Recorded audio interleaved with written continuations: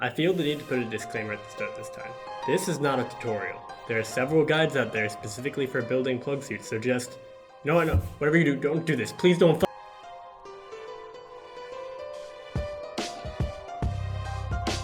So this project essentially is my last attempt to revive this shitty Plugsuit, which was actually the very first costume I ever made from scratch. You may be thinking it is impossible for anyone to have poor enough foresight to choose something like this at the beginning of a project.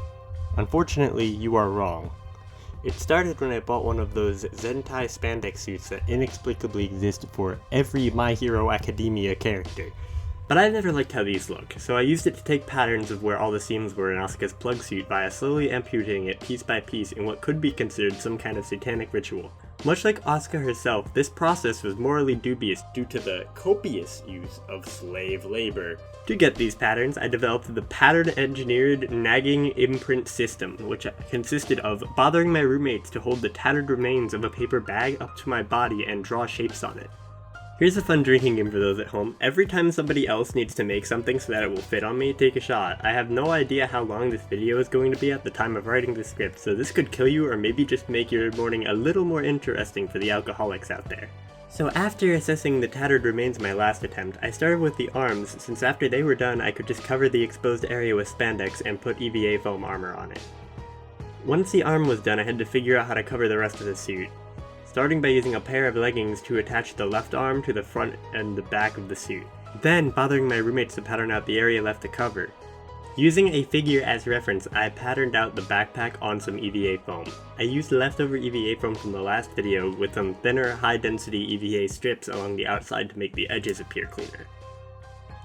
I also used high-density foam for the backpack straps too, which I dremeled, sanded, and primed along with the rest of the backpack. I used a laser cutter to cut out the stencil for number 2 on the backpack, which I painted myself. While it dried, I decided to replace some of the panels on the suit which were looking a bit worse for wear.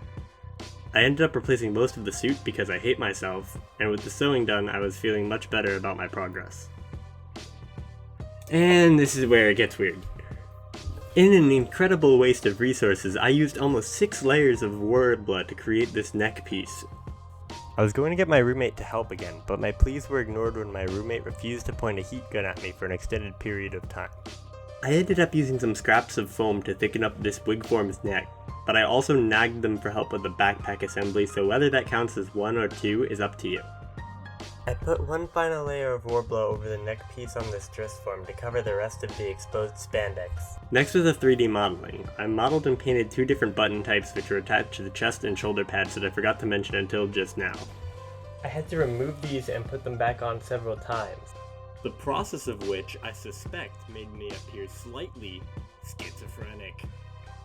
The pads themselves are made of 2 layers of EVA foam grafted together. Why 2? Well, you nosy little for that bite out of the shoulder panel that is weirdly one of the only consistent features across Plugsuit design. I again got somebody else's help with stitching the fabric snaps on so that I could remove them to wash the suit. The last model I made was for the cuff, which is designed to be attached with bolts like this. Print the model. Realize the holes are too small. Waste all of your money printing it again. It still sucks. Finally, I lose patience and drill them myself, which I could have done at any time. I made my roommate draw a line on the Warbler neck piece so that I could cut it to the right size. And while they were doing that, they made an excellent point. You look like a fucking Fire Emblem Awakening toilet bowl knight. My pride in shambles, I spent half an hour reheating the Warbler until it was just barely soft enough to cut through, taking a couple inches off the top to avoid becoming a Fire Emblem character. Truly, a fate worse than death. And much like the United States in 1970s Central American foreign policy used a thin layer of EVA foam and overconfidence to cover up the atrocities I had committed. Shoutouts to my photographer, by the way, for these photos. He really killed it editing these. Look how fucking sick that is. It's so cool. Thank you very much for watching this train wreck to the end. Personally, I have learned absolutely nothing from this experience. I will do everything badly again.